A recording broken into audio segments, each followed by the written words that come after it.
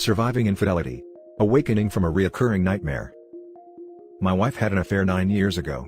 We were able to reconcile and move forward. 6 months ago, as we were laying in bed one morning, he texted her. She said it was out of the blue and told me she would block his number. After some investigative work, I discovered a series of texts between the two over a week-long period. I gave her the benefit of the doubt and didn't press the matter. All seemed good and future call and text logs didn't indicate any further interactions. Last week, she helped my niece, who was staying for a week, with a phone and Apple ID so she could communicate with her parents. I got up to help the kids get ready for school and my niece and youngest son were staring in disbelief at some raunchy messages that came through over the shared Apple ID. Lo and behold, her affair was engaging in some not-so-outstanding human skills. She hadn't blocked the number. Months prior she also changed the wireless billing account password. 3 strikes, and I am broken off emotionally from her. I told her it was over and I wanted a divorce. Now I am being made to look like an overreacting oaf because nobody knows the backstory. She is making every effort to reconcile, but I am cold, with good reason. She took serious effort to highlight the fact that I have trust issues. Thank you very much. I can't. She hurt our child. She's hurt me. I'm done and I don't care how people feel about my perceived behavior. So much for trying to respect a person's faults. Edit. Extracted from a common question this community has. Mostly with why I stayed after what occurred 9 years in the past. I'm cool. I have my confidence and the love of my children. Quite honestly, tonight I thought a lot about why I didn't leave sooner. My answer: she has 3 children from her first marriage, and I raised them for the last 14 years. If I wasn't there for those kids, they would have suffered an ill-advised upbringing. She wanted to be their friend and never their parent.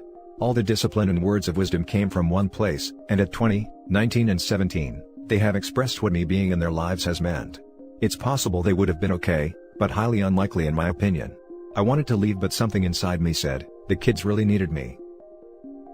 Now for the top comments before the little update. And why don't people know the backstory?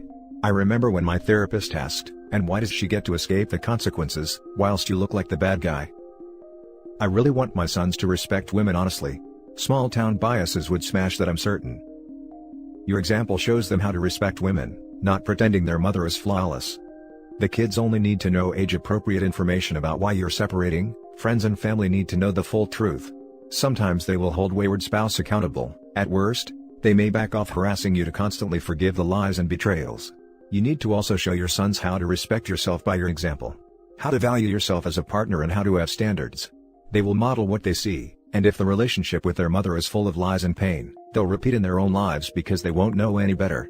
Wishing you the best. I'm really going to chew on this perspective. I like it. Thank you. Let them talk. Focus on severing your ties from her. You've already wasted 9 years on this human-shaped trash. Waste not 9 seconds more. She's quite scared now. Went as far as deleting her social media accounts and changing her phone number. She has never seen me disconnected. Too little, too late. Edit. I changed my mind on the let them talk thing. I understand wanting to protect your children from the truth, but if friends and relatives are buying her narrative and butting in, then you really need to get ahead of the game and set their record straight, with proof if need be. I'm talking scorched earth, napalm bomb, the whole comic book story they're writing about you. I would say so. I've never felt like this before. Now for the update. After being asked for my side of the story by one of her relatives, I learned that the entire story hasn't been shared. No mention of previous contact with the other guy. No mention of the trove of nudes uncovered. As expected, a victim portrait was painted. So, I shared my side. Now for the next story. I, male 41, don't think I will ever marry again. Don't get me wrong. I have pretty much been a never say never sort of a guy all my life. I have never really dismissed an idea, even if it made no sense in the first place. Show up and follow through has been my motto of sorts. But this is something I will not go through again. To love someone wholeheartedly, to give them everything, to place them above and before you, to be there in sickness and in health, and a couple of near-death illnesses, to be awake all hours of the night nursing them back to health, to give them the benefit of the doubt over and over. To take all the crap they throw at you, to absorb their manipulation, lying, insults, BS, and gaslighting, is something I do not want to put myself through again. To do all that and watch them flush a fully functional and loving marriage down the toilet like a turd is not something I cut into, at all. To be cheated on by someone you love is the worst thing in life, period. I see a life ahead that revolves around me and my sons. I will see them grow, graduate, move out, go to college, perhaps fall in love and marry. I've had one marriage, they will too. They will explore the world, earn, spend, get their hearts broken, perhaps break a few along the way. One fine day, they might present me with a child of their own. But it will only be to me, and to me alone. There won't be anyone next to me. I've had enough. This life is mine alone. I will not share it with anyone. No one deserves it. Which takes me back to the first paragraph. What soon-to-be ex-wife has done is not just cheat on me, she has changed me. From a person who is willing to give everything and everyone a chance, I have now become a cynic who first carefully evaluates how much is this going to hurt me, before I commit to anything that is remotely new. Which is why I hate her even more now. Cheating was bad enough, her changing me is worse. Now for the top comments. I have followed you since the beginning. How you handled this really should be textbook for all those who have been betrayed. You may not have felt this way, but to us you were a hero. You handled the lawyer, the private investigator and your ex, not to mention stay strong for your kids. As for your ex, minimizing contact with her is by far the best way to handle someone like her. I understand your choice to not get married again. This type of trauma takes a huge amount of time to deal with, and rushing into another relationship would not be advisable. However, it doesn't mean you can't go out and date even if it's a one-night thing. For me, it helped regain my self-worth, but it showed my ex that not only I will move on, but to let her know that what she did to me will not stop me from finding someone far better. Stay strong, my friend. I agree. I have the same feelings and a similar story, but I'm female. I too struggle with how much the betrayal has changed me and my optimism about the future. There is also a real fear of putting yourself out there, because I can't imagine ever getting close enough to anyone to be hurt again. At the same time, the thought of not having any kind of relationship devastates me, but I'm not sure I'll ever be able to trust or open up completely. I often say the only ideal future partner for me would be someone who got screwed over as much as I did. Someone who has been through it would truly not want to ever make someone else feel this way. I hope you, and anyone else who feels this way, eventually gets to the point where they feel hopeful about the future. I'm trying. Prayers and positive thoughts to you. I totally feel you. I was screwed over by my ex-husband of 10 years, together 14 years with 9-year-old sons. What he did was unforgivable in terms of the affair, but the thing that burns the most is how he has shaped my future. I am changed as a person. I approach every single relationship in my life differently. I will also never marry again, screw that. But it makes me sad that I won't have that long-term companionship, total love and trust thing. I won't be able to watch my babies grow with anyone, marvel at how we made them, be so freaking proud of everything they achieved together. That burns. Precisely. When my kids ask me why other kids have both parents living with them, it just kills me from within. These little angels are my world now, and I would slay dragons for them. But I am helpless when they ask these questions. I'm ahead of you there, 2 marriages with cheating ending them, now 44. For me, the worst part about it is, twice I have gotten up in front of my family and friends and declared my love for someone and committed till death do us part, and they've cheated. I would feel too ashamed to ever do it again. It's like the little boy who cried wolf. Thinking of our wedding day and going through all those memories makes me feel like such a fool. Really, if it weren't for the thought that my kids might want to see the wedding album one day when they are older, I would have burned it to a crisp a month ago. You have been through a ton. Time to focus on yourself now, I guess. I hope you find happiness. Now for the last story. My, male 29, girlfriend, female 29, of 6 years broke up with me 5 weeks ago. Last week I found out she'd been cheating on me. So, here's a bit of backstory. We met 6 years ago at work and started going out not long after meeting. We ended up having a kid pretty quickly, happy accident. 2 years away we brought our first home with money I inherited from my dad. All seemed well up to this point. So the breakup itself. A week or so into January, we were just done watching TV and about to go to bed. Before we do, she says we need to talk. No one likes hearing this and I immediately freak out. She says she feels like we're drifting apart and never talk anymore. I was very confused about this as we see each other every day and talk all the time. She brought up a few points, some of which were fair, others not so much. We've been engaged for 4 years and she felt like we were never going to get married. Fair point, but we had both agreed to focus on doing up the house and wanted to wait for our son to be a bit older. She wants more kids but felt like I didn't. Not true at all. I don't know why she thinks I wouldn't like more kids, I've always been open to it. She wants to buy a bigger house one day, but thinks I'm too comfortable in our current home. Who doesn't want a bigger house? But at the minute, our current one suits us fine. I don't help around the house enough. This is a very valid point. I've been so lazy the past year, somewhat due to COVID constantly being on my mind. I'm an essential worker. But obviously I can't blame it all on that. I've not been doing DIY around the house as much. The first 2 years in this house, I used all my holiday time to get stuff done, but she's had complaints about everything I've touched. Instead of wasting time and money on doing it myself, I've been saving money to get it done professionally.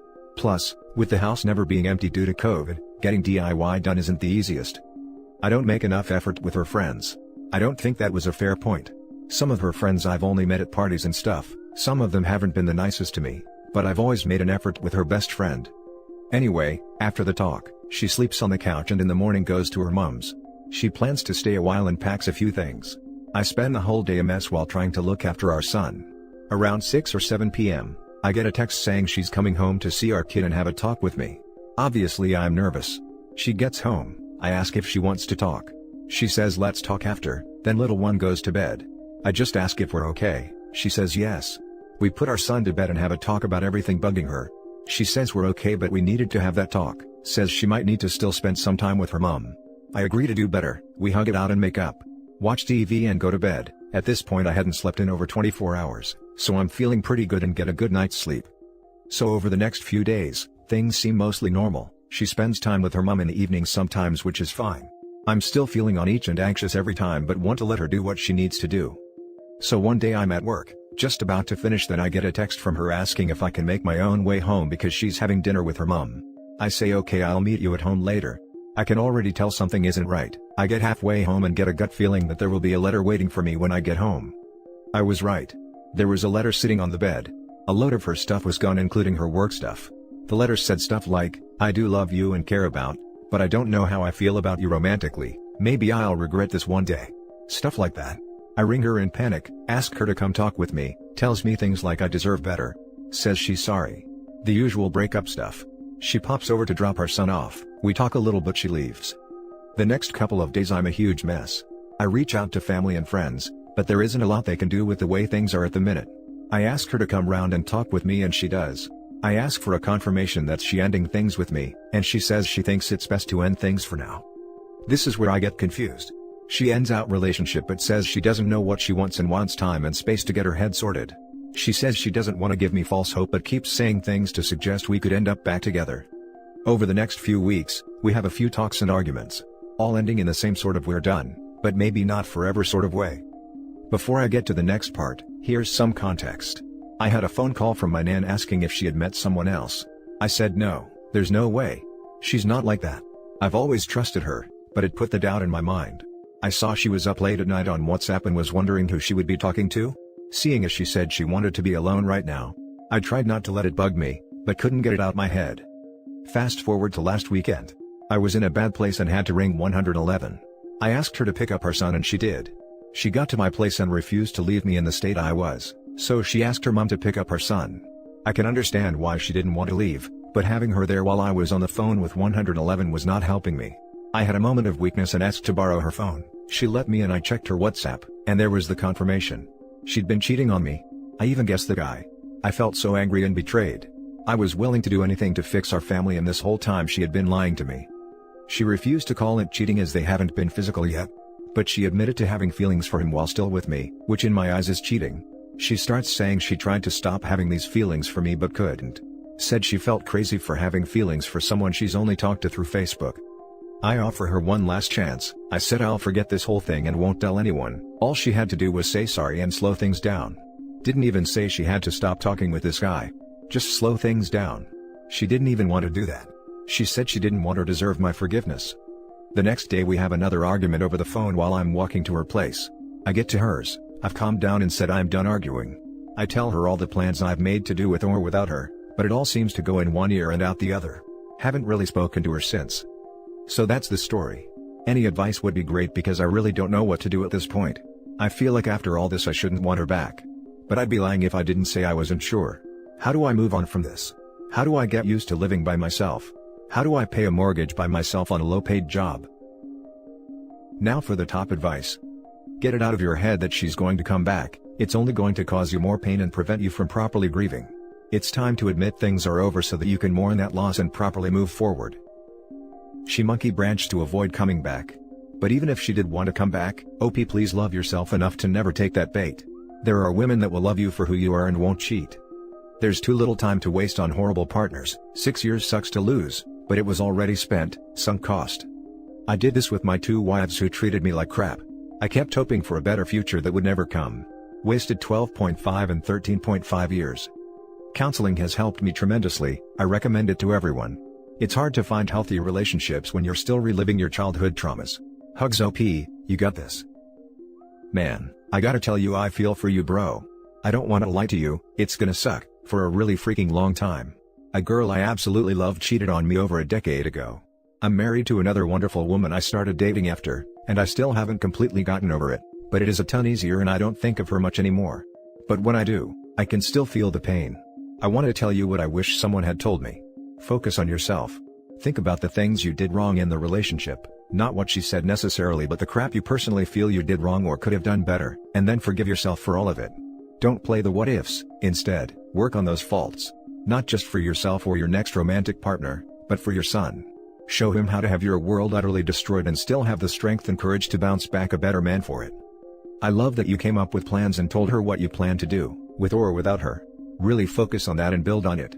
Get new hobbies, pick up shifts, get another job, find a roommate, stay as busy as you can and grow mentally, physically and spiritually.